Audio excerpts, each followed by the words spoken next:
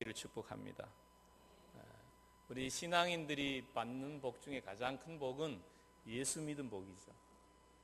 예수 믿은 복은 새로운 차원의 삶을 우리에게 살게 합니다. 하나님 나라를 보게 합니다. 내가 무엇을 위해서 왜 어떻게 살아야 될지가 명확해집니다. 믿음이 깊어지면 깊어질수록 삶의 이유가 분명해지는 것입니다. 그렇지 않으면 왜 무엇을 위해서 어떻게 살아야 되는지가 희미합니다. 그리고 그냥 그렇게 하루하루 즐기다가 가는 게 인생인 것처럼 생각하고 그렇게 인생을 마무리하죠. 그리고 내가 이렇게 살았는 게 잘 살았나 못 살았나 그 답도 없어요. 근데 하나님을 알게 되고 하나님을 믿게 되고 하나님 나라가 눈에 보이게 되고 하면 마음이 더 명확해지는 거죠. 내가 왜 이렇게 살아야 되는지가 선명해지고 삶의 힘이 있는 것입니다. 그래서 우리가 예수 믿는 것이 가장 큰 복이라는 거죠. 추석을 지나면서 가정에서도 가정 예배도 드리고 하는 그런 가정도 있었을 거고 다른 가족들이 믿지 않아서 힘든 가정들도 있었을 텐데 여러분 가정을 마음에 품고 계속 기도하십시오. 그래서 여러분의 가정이 믿음의 가정 되기를 소망하십시오. 우리 믿음의 가정이 되어서 우리 자녀들에게 믿음이 물려줘야 되는 거죠. 여러분만 열심히 신앙생활하고 천국 갔는데 나중에 보니까 나 혼자가 있어. 천국에 나 혼자가 있어. 가족들 아무도 안 와 있어. 자녀들도 못 와. 손자들 내가 얼마나 사랑했는데 안 와 있어. 그런 마음이 천국이 뭐 어떨지 모르겠어요. 상당히 불편할 것입니다. 우리가 복된 가문이라는 것은 믿음이 물려져야 되고 믿음이 증가되어져야 되고 또 어떤 측면에서 우리 믿지 않았던 선배들로부터 물려받은 좋지 않은 것은 나에 대해서 끊어내고 자녀들에게는 좋은 영향력을 미칠 수 있도록 계속 그렇게 우리가 복된 가문을 형성시켜 나가야 되는 것입니다. 하나님께서 아브라함, 이삭 지나서 야곱의 때에 12자녀들을 주셔서 가정을 확장시켜 가는 걸 보죠. 하나님의 때에 하나님의 계획하신 대로 이루어져 가는 것입니다. 우리가 하나님께서 우리 가문을 향하여 가지고 계신 뜻을 가지고 있는데 그것을 내가 믿음으로 어떻게 받아들이느냐 내 믿음을 어떻게 확장시키느냐에 따라서 그 다음 대에 또 믿음의 모습들로 드러나게 되는 것이죠. 우리가 이 믿음을 키워가는 열쇠가 기도이죠. 기도. 오늘 예수님께서도 이르시되 기도 외에는 다른 것으로는 이런 종류가 나갈 수 없다 그런 말씀을 하시죠. 하늘의 복을 이 땅에 끌어내는 방법은 기도하는 것 이외에 다른 법이 없습니다. 다른 방법이 없습니다. 이걸 여러분 잘 알아야 됩니다. 이게 주님의 말씀입니다. 기도하는 게 무슨 소용이 있을까? 일일날 자녀를 위해서 기도하자. 아이고 뭐 괜히 목사님 새벽기도 나오라고 저러는구만 이렇게 생각하실 수도 있는데요. 그 말도 맞아요. 새벽기도 나오라고 하는 것도 맞아요. 그러나 올 수 없는 상황에 있는 분들도 알고 있습니다. 꼭 안 나와도 그러나 다른 것은 못해도 내가 자녀들을 위해서 기도해야 되겠다 이런 마음을 가지셔야 됩니다. 여러분 자녀들에게 뭘 물려주시려고 합니까? 돈을 물려주시려고 하십니까? 공부 잘하게 만들어서 잘 살도록 만들어 주시려고 하십니까? 다 좋은 일이죠. 저는 그걸 나쁘다고 생각하지 않습니다. 그러나 그것보다 더 중요한 게 있는데 그것은 그들이 하나님을 알도록 도와주는 거예요.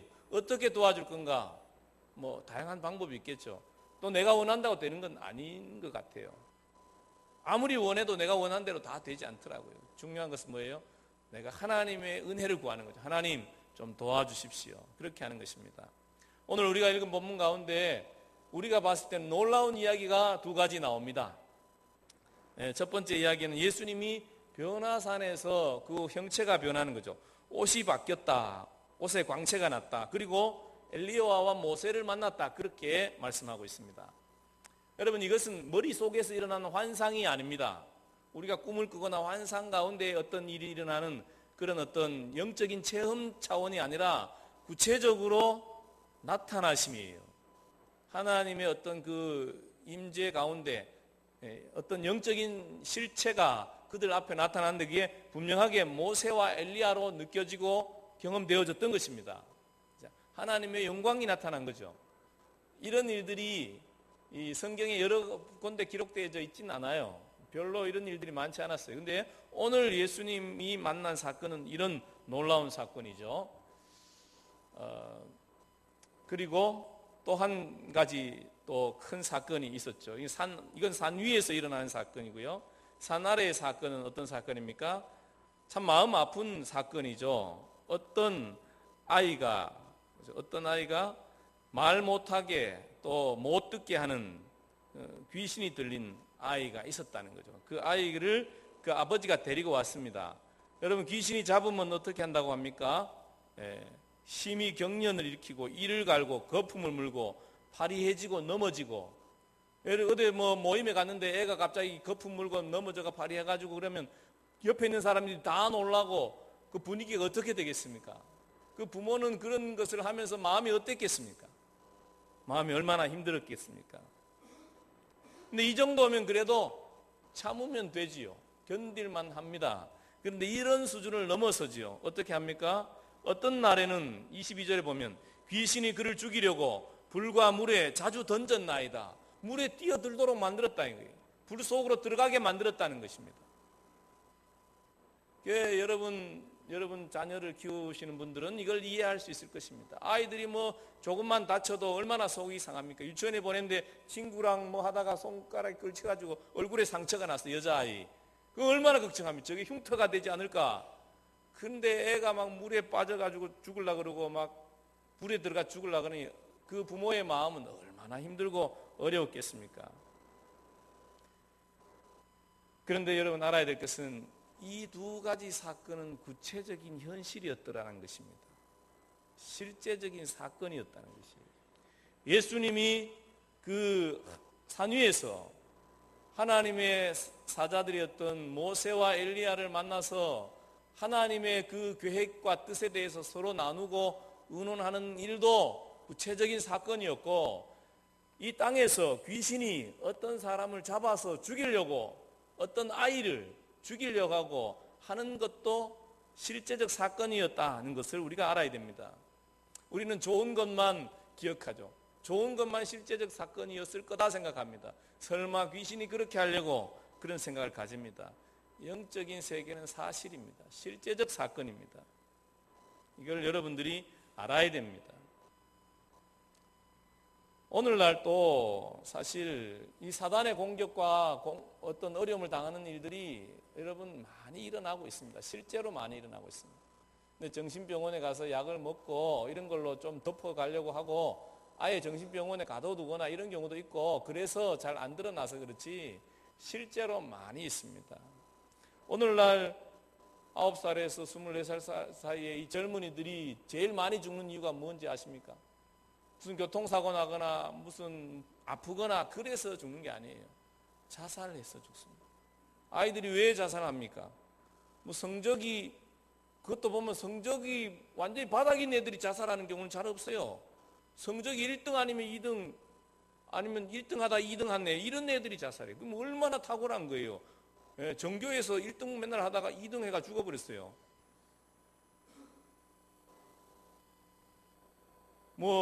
또 아이들이 스트레스가 많죠. 친구들 관계, 부모님들의 관계. 요즘 가정들이 여러 가지로 흐트러져 깨지니까 애들이 집에서 살 맛이 없는 거예요. 살 맛이 없을 뿐만 아니라 어떤 애들은 어떻게 생각하냐면 내 때문에 그렇지, 그렇게 착각하는 거예요. 사단이 와서 속삭이는 거예요. 너 부모가 싸우는 건 네가 잘못해서 그렇다. 지가 잘못했어요? 부모 잘못이지. 그런데 아이는 그렇게 느끼는 거예요. 내가 태어나서 우리 엄마가 저렇게 불행하게 사는 거, 이런 생각을 가진다는 거예요. 그럼 내만 없어지면 우리 엄마는 행복해지는가? 이런 생각에 애가 자살한다는 거예요.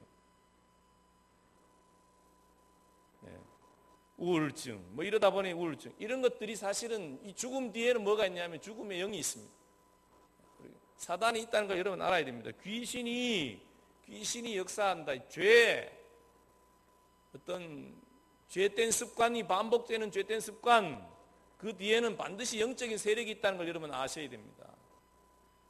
꼭 여러분 여기 있는 아이처럼 완전히 귀신에 사로잡혀가지고 인격이 무너져 있는 경우만 귀신의 공격을 당하는 게 아니에요. 심지어 여러분 목사들도 어떤 잘못된 습관들을 가지고 있는 경우는 뭐예요? 귀신의 공격을 당하고 있는 거예요. 어떻게 되었든 간에 누구든지 예외가 없어요.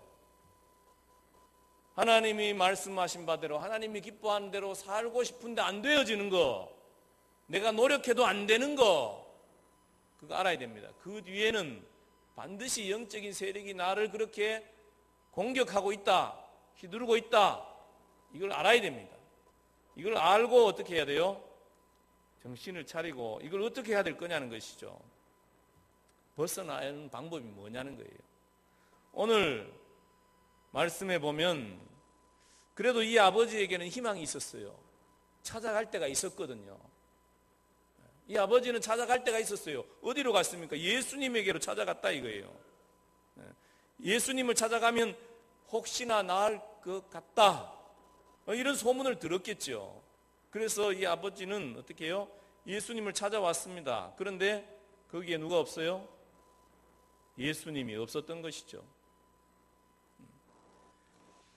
저는 우리 교회가 사람들이 찾아올 수 있는 곳이 되면 좋겠다, 그런 마음이 있습니다. 힘들고 어렵고 문제가 있고 정말 살 맛이 없을 때, 내가 왜 내가 이렇게 살아야 되는지 모를 때 어딘가 찾아가고 싶은 곳이 점집이 아니라, 무당을 불러다 구슬을 해야 될 게 아니라 교회에 가서 목사님한테 기도 한번 받았으면 좋겠다. 그 교회에 가면 기도하는 사람들이 있는데 글쎄 돈도 안 받고 기도해 준다 하더라. 그죠? 돈 안 받잖아요. 우리 교회 기도해 주는데 돈 안 받습니다. 혹시 우리 교회 다니는 어떤 성도 중에 기도해 주고 돈 받는 사람 있으면 저한테 신고해 주십시오. 하여튼 금지를 시키거나 어쨌든 우리 교회 돈 안 받습니다. 그리고 능력이 좀 더 나타났으면 좋겠어요. 우울한 사람이 자유함을 얻고, 슬퍼하는 사람들이 기뻐하고, 뭔가 내가 해결하지 못했던 문제들이 풀어지고 자유해지고, 그런 사람들이 아픔에서 치유함을 얻을 뿐만 아니라 병에서도 자유함을 얻게 되고, 그런 교회 되면 좋겠습니다. 여러분, 그런 교회 되면 안 되겠습니까?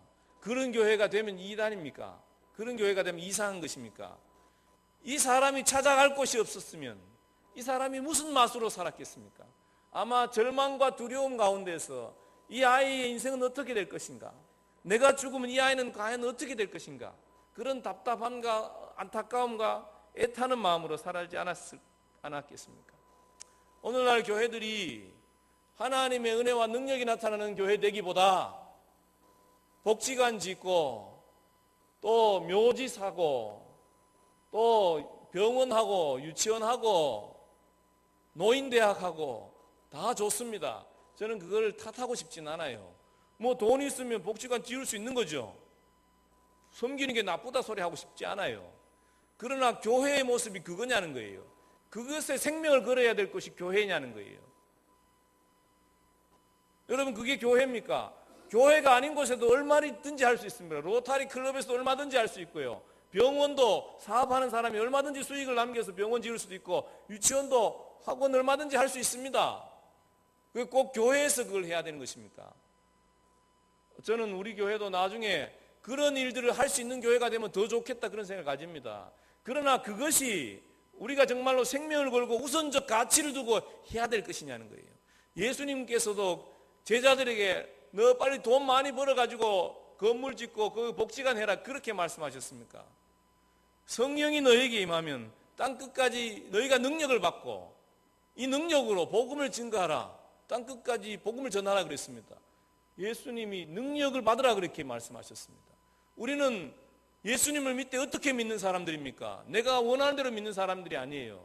말씀대로 믿어야 되는 거예요. 성경에 뭐라 그랬습니까?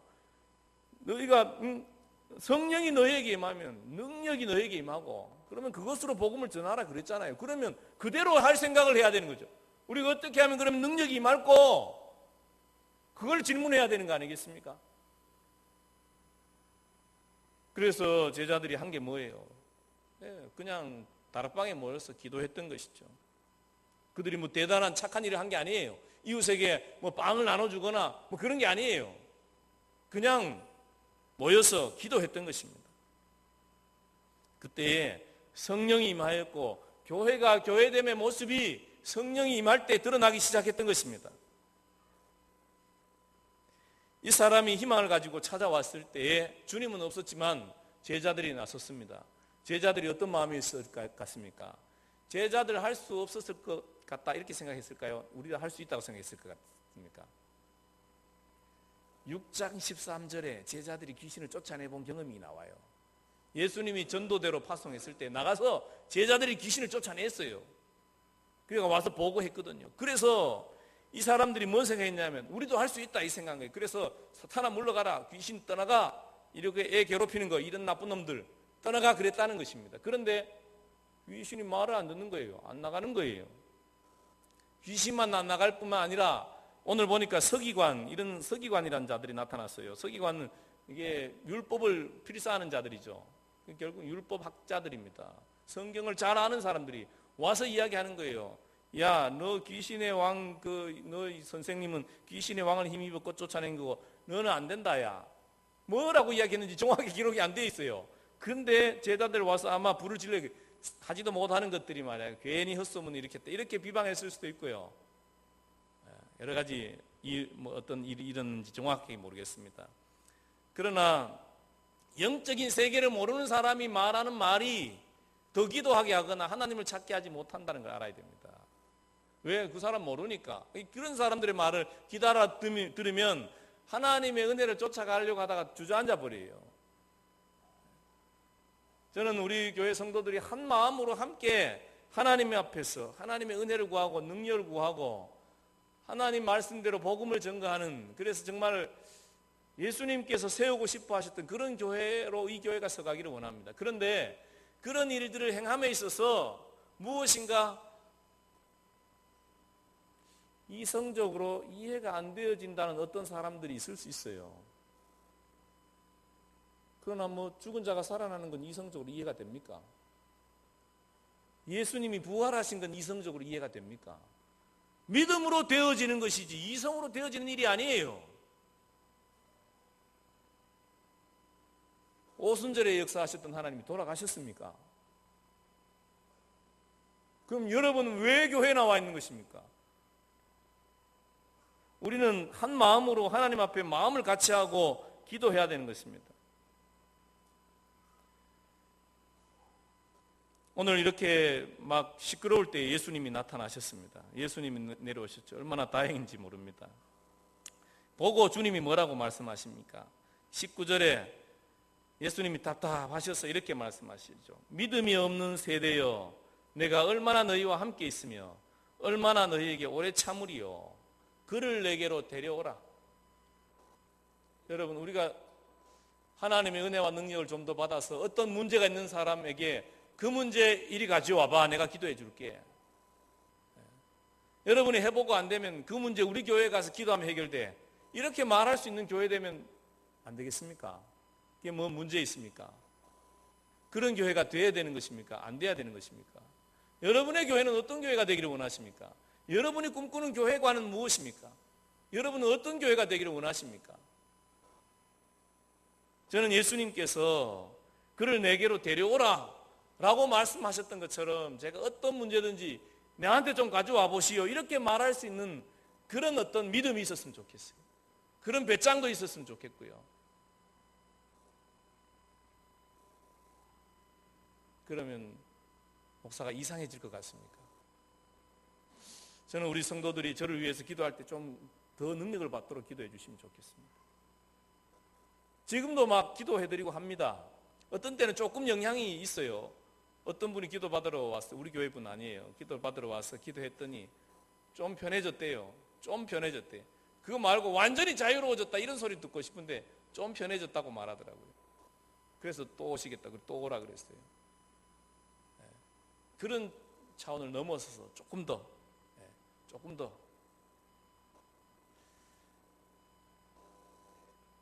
여러분, 주님이 그들에게 믿음 없다 이렇게 말씀하셨는데 저는 이 말씀을 보면서 정말 믿음 없었나 이런 생각을 가져봅니다. 여러분, 이 아버지가 정말 믿음 없었습니까? 믿음이 없었으면 안 데리고 왔겠지. 그렇잖아요. 데리고 와봐야 미쳤지. 이거 뭐 왜 데리고 가느냐 하고 안 데려왔을 거예요. 그런데 데려왔다는 것은 뭐예요? 기대함이 있었다는 거죠. 뭔가 하나님이 일하실 것에 대한 기대감이, 예수님께 데리고 오면 어떤 일이 있을 거라는 그런 믿음, 그 정도의 믿음이 그에게 있었습니다. 그러나 이게 어떤 믿음은 아니었던 거예요? 치료가 나타날 믿음은 아니었던 것입니다. 제가 어떤 목사님 이야기 들었는데요, 그분 지금 은퇴하신 유명한 원로 목사님인데 자기가 처음 기도할 때는 그랬다니 안 나을 줄 믿고 기도해 줬다는 거예요. 그런데 나았더라는 거예요. 그래서 어떻게 된 거지? 그 사람이 믿었다. 그 사람이 몇 시간 동안 미국에서 목회할 때 몇 시간 동안 5시간 이렇게 차를 타고 자기가 부흥회 하는데 찾아와서 부흥회 참여하고 자기 머리가 아파서 기도해달라 그래서 자기는 내가 이런 치료운사인 사람이 아니고 그런데 뭐 5시간 타고 왔는데 어떻게 기도 안 해주겠어요. 그래서 그냥 안 나을 줄 믿고 기도해 줬다는 거예요. 그런데 나았더라는 거예요. 그러면 누구 믿음으로 나은 것입니까? 기도 받는 자의 믿음으로 나은 것이죠. 어쨌든 간에 이 아버지가 믿음이 전혀 없지는 않았어요. 그 찾아올 만큼의 믿음은 있었던 거죠. 제자들 여러분 기도하지 않았습니까? 여러분 유대인들이 보통 기도하는 자들이 아니었습니다. 하루에 3번씩 기도하는 자들이죠. 베드로 늘 그죠? 베드로가 환상 볼 때 언제 기도해요? 제9시 기도 때 오후 3시에 늘 기도했던 사람이고 9시, 12시, 오후 3시 바리새인의 기도를 베드로 역시 하던 사람이고 그 밑에 제자들 마찬가지고 그들 유대인들 이렇게 기도하는 사람들이었습니다. 기도 안 하는 사람들 아니었습니다. 그들 믿음 없는 사람들이었습니까? 믿음 없는 사람들이 아니었습니다. 저는 믿음 없다고 생각하지 않습니다. 어느 정도 믿음이 있었느냐? 자기의 집과 절도 다 버리고 주님 따라다닐 정도의 믿음이 있었던 사람들이죠. 그런데 오늘 주님께서 23절에 이렇게 말씀하시죠. 예수께서 이르시되 할 수 있거든이 무슨 말이냐? 믿는 자에게는 능히 하지 못할 일이 없느니라. 아니 믿는데 왜 안 일어나는데 예수님은 믿는 자에게 능히 못할 일이 없다고 하시는 것입니까? 이 믿음은 도대체 무슨 믿음이고 이 제자들의 믿음이나 이 아버지의 믿음은 도대체 어떤 믿음인 것입니까? 그러나 분명한 것은 우리가 믿음의 차원이 다 다르다는 것을 우리 스스로 생각할 수 있다는 것입니다. 여러분 교회 처음 다닐 때 믿음이 있었을 것입니다. 교회까지 나오는 믿음이 있었을 것입니다. 또 조금 더 잘하면 어떤 믿음이 있습니까? 예수님을 내 주인으로 모셔야 되겠다라고 생각하는 믿음이 있을 것입니다. 그래서 나도 세례 받아야 되겠다 이렇게 생각했던 믿음이 있을 것입니다. 여러분의 믿음이 계속 변하지 않았습니까? 어느 땐가는 내 생명을 주님께 드리고 싶습니다. 그런 마음을 품었을 것과 같은 어떤 그런 믿음이 또 여러분에게도 있었을 것입니다. 믿음이란 것은 제가 이렇게 보니까 고정되어져 있지 않습니다. 믿음은 변하는 것입니다.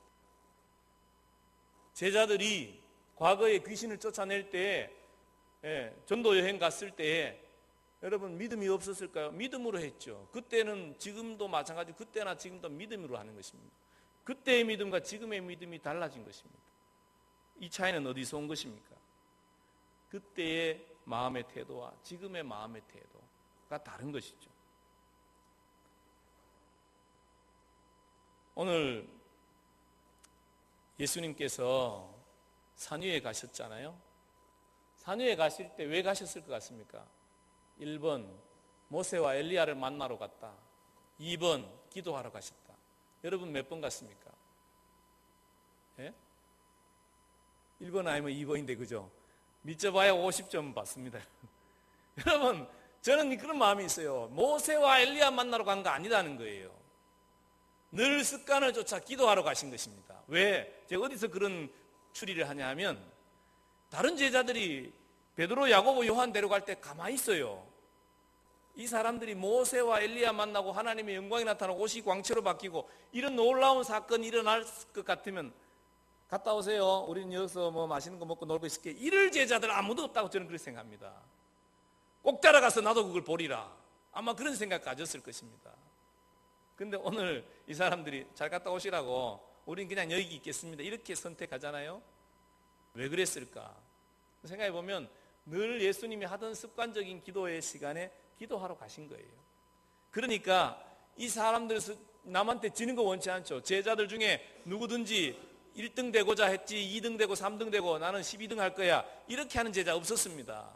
분명히 예수님이 그 영광의 자리, 영광의 어떤 하나님과의 만남의 자리에 간다고 생각했으면 다른 제자들도 길을 쓰고 따라가려고 했을 것입니다. 근데 그런 부분이 없는 걸 보면 이날은 그냥 특별한 날이 아니었고 늘 기도하던 그 시간에 주님이 기도하러 가신 거죠. 그리고 그 자리에서 하나님이 임하신 거죠. 특별히 하나님의 역사가 임한 것입니다. 다른 때와 다르게 예수님이 늘 기도할 때 어떤 때는 영으로 임하셨을 거고, 어떤 때는 환상이 열렸을 것이고, 어떤 때는 그 영이 주의 보좌에 올라갔을 수도 있을 것입니다. 그런데 오늘은 하나님께서 하나님의 종들을 보내셨습니다. 모세와 엘리야. 모세는 누구예요? 율법을 전해준 사람이죠. 하나님을 통해서 율법을 전해준 사람. 엘리야는 누구예요? 선지자의 아버지. 선지자 중에 선지자가 엘리야죠. 그러니까 선지자를 통해서 뭐 한 거예요? 예수님의 십자가의 죽으심과 부활을 말씀하셨습니다. 그리고 율법의 말씀을 통해서 뭐예요? 예수님의 삶을 이야기하는 거죠. 율법의 핵심이 뭐예요? 하나님을 사랑하고 사람을 사랑하다. 이 십자가죠. 그 예수님의 기도 중에 이 하나님의 영광으로 임하셔서 이 말씀과 선지자들의 예언을 통해서 예수님이 가는 길에 대해서 확증을 시켜주는 것입니다. 예수님이 오늘 변화산에서 경험하는 것은 단지 옷이 바뀌는 게 중요한 게 아니에요. 중요한 것은 하나님의 뜻이 예수님에게 명확하게 전달되는 것입니다. 기도 중에 가장 좋은 기도, 중요한 기도는 뭐냐면 하나님의 뜻을 명확하게 깨닫게 되는 거예요. 그래서 내가 무엇을 위해서 어떻게 살아야 될지가 알게 되는 기도, 이거죠. 하나님이 나에게 뭘 원하는지를 알게 되는 거죠. 주님이 모세와 엘리야의 변화산을 경험하면서 내가 가야 될 길이 십자가의 길을 가는 것이구나 라는 걸 알았습니다. 하나님의 뜻을 구하고 하나님과의 만남이 일어나는 기도 시간이었던 거죠. 근데 오늘 거기 같이 갔던 베드로 어땠습니까? 너무 좋았습니다. 그래서 뭘 원했습니까? 집을 세 채 짓는다 그랬어요. 초막을 세 채 짓고 선생님과 모세와 엘리야, 그리고 우리들은 뭐 그냥 밖에서 노숙해도 우리 같이 있읍시다. 왜요? 그 체험이 너무 좋았던 거예요. 우리 영적인 체험을 하신 분들 중에 어떤 분들은 너무 좋은 체험이다 생각하는 분들이 있어요. 그래서 늘 체험을 구해요. 그런데 그런 건 크게 중요한 문제가 아니에요. 그걸 통해서 뭘 깨달아야 되냐면 하나님의 뜻이 무엇인가, 하나님의 계획이 무엇인가를 알게 되는 게 중요하죠. 베드로 놀라운 영광의 광채를 보았습니다. 그러나 그는 이 땅에 내려가서 하나님의 일을 하기를 원치 않았습니다. 뭘 하기를 원했습니까? 거기에 있기를 원했습니다. 여러분, 그 산 아래에는 지금 죽어가는 아이가 있는데 자기는 뭘 하기를 원했어요? 산 위에 그냥 그대로 있기를 원했다는 것입니다.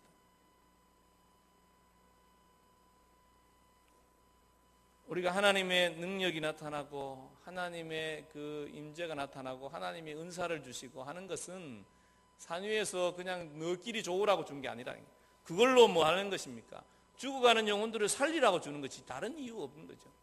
주님에게 임하신 이유는 뭐예요? 십자가의 길이 너가 가야 될 그 길이다 확증시켜 주는 것입니다. 너는 죽고 다시 부활할 것을 확증시켜 주는 거죠. 그러니까 예수님이 제자들에게 죽은 자 가운데 살아난 때까지 이야기하지 말라. 근데 제자들은 그게 무슨 소리인지 못 알아듣고 있죠. 그러나 주님은 아시는 거죠. 내가 가야 될 길이 이 길이구나. 우리가 기도 가운데 하나님을 만났을 때 어떤 신비한 체험을 하고 은사도 얻을 수도 있어요. 그거 자랑할 게 못 돼요. 중요한 것은 그래서 하나님이 내게 뭘 원하시냐는 거예요. 보게 하시고 깨닫게 하시고 느끼게 하시고 알게 하셔서 그 다음 하나님이 나한테 뭘 하라는 거냐는 거예요. 산 아래로 내려가서 우리가 순종의 걸음을 옮기는 것, 이게 믿음인 것이죠. 움직여 나가야 되는 것입니다. 여러분, 어떤 사람은 그렇게 생각할 수 있어요. 꼭 영적인 은사만 은사냐? 아니에요. 돈 잘 버는 것도 은사예요. 누군가를 불쌍히 여기는 마음도 은사예요. 아무나 불쌍히 여겨지지가 않아요. 어떤 측면에서 공부 잘하는 것도 은사예요. 여러분, 아무나 공부 잘하는 게 아니에요. 그런데 뭐 하는 거예요? 그걸로 뭘 하느냐는 거예요. 모든 은사들은 하나님이 주신 목적이 있어요. 그건 뭐 하는 거예요? 생명을 살리라는 거예요. 죽어가는 자들을 살리라는 거예요. 여러분, 하나님이 주신 은사가 무엇입니까? 그것을 하나님이 원하는 대로 사용하십시오. 그러면 하나님이 더 주실 것입니다. 물질을 더 주십니다. 지혜도 더 주십니다. 건강도 더 주실 것입니다.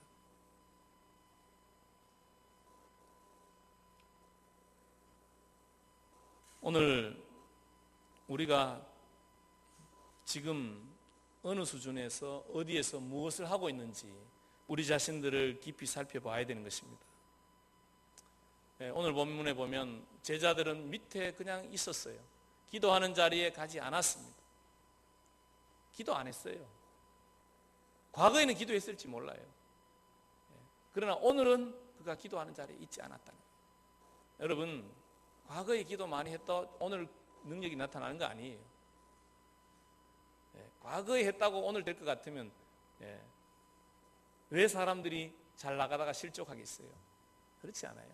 사람은 항상 변하는 게 사람이에요. 여러분, 믿음도 변하고 기도의 능력도 변하고 또 하나님과 친밀함도 바뀌는데 어떤 방향으로 바뀌어가야 되겠습니까? 더 좋게 바뀌어가야 되죠. 기도 시간이 더 늘어나기를 축복합니다.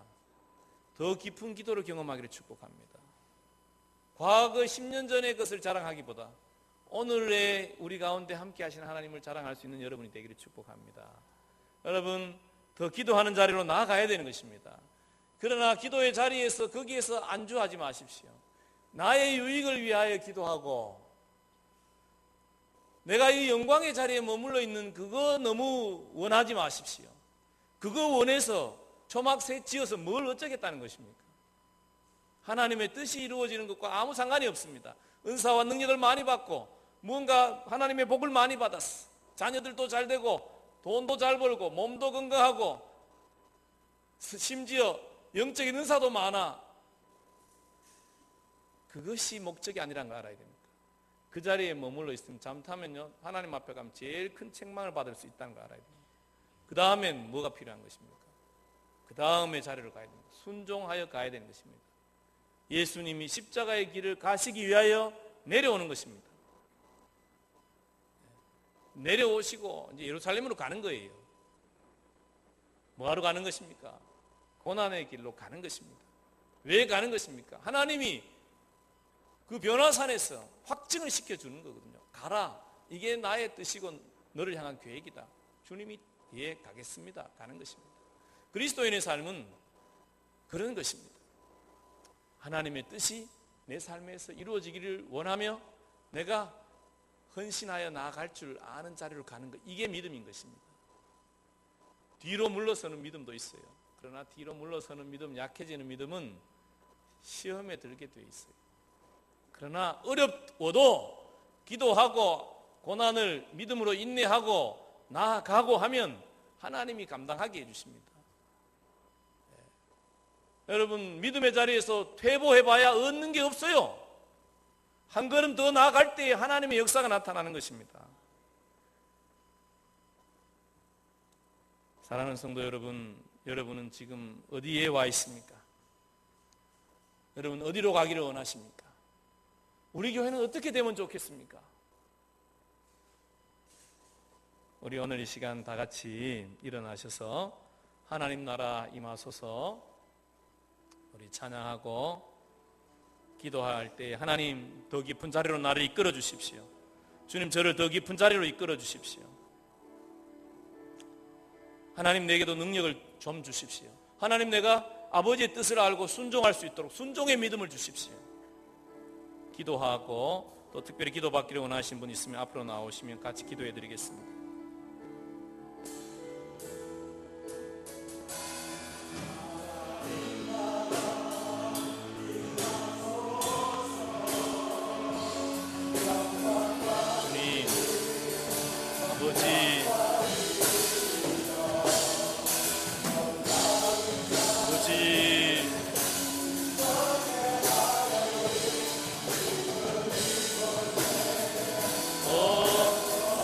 하나님 나라 임하소서.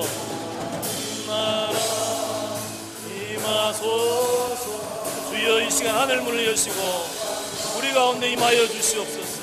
하나님 우리 성도들 가운데 더 깊은 자리로 하나님께로 더 가까이 나오고자 하는 그런 열정을 주시옵소서. 기도의 영을 부어 주시옵소서. 믿음을 더하여 주시옵소서. 하나님 기꺼이 하나님의 뜻에 나를 드리고자 하는 믿음, 그 믿음을 주시옵소서. 주여 우리 가운데 임하셔서 우리를 인도하여 주시고 이끌어 주시옵소서. 아버지 새롭게 하여 주시옵소서.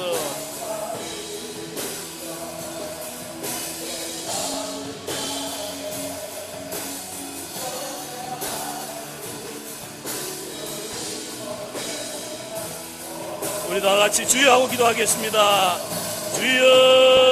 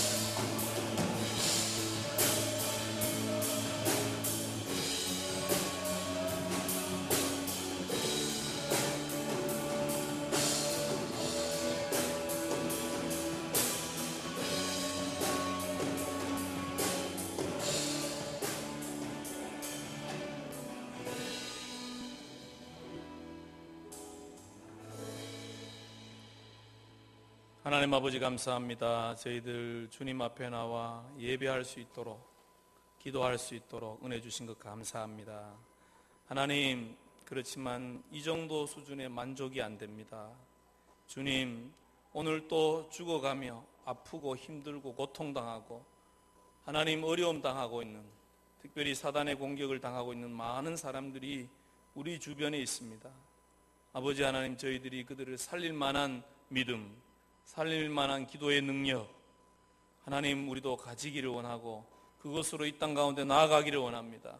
하나님, 하늘문을 여시고 우리 베델교회 공동체, 그런 교회로, 그런 교회 공동체로 세워주시고, 우리 성도들 그냥 내가 구원 얻는 것에, 베드로처럼 산 위에 집 세 채 짓는 것에 만족하는 수준에 머물러 있지 않게 하시고, 아버지의 뜻을 헤아리며 아버지께서 나를 향하여 가지고 계신 계획을 알며 거기에 믿음으로 순종해 들어가서 주의 영광을 나타내는 하나님의 사람들로 계속 서갈 수 있도록 하나님 기름 부어 주시옵소서. 기도의 영을 더 부어 주시옵소서. 믿음을 더 부어 주시옵소서. 더 깊은 자리로 들어갈 수 있는 사모하는 마음을 더 부어 주시옵소서. 주님, 우리를 통해서 정말로 하나님께서 우리를 향해 가지고 계신 계획과 뜻이 온전히 이루어지는 놀라운 은혜를 베풀어 주시옵소서. 예수님 이름으로 기도합니다. 아멘.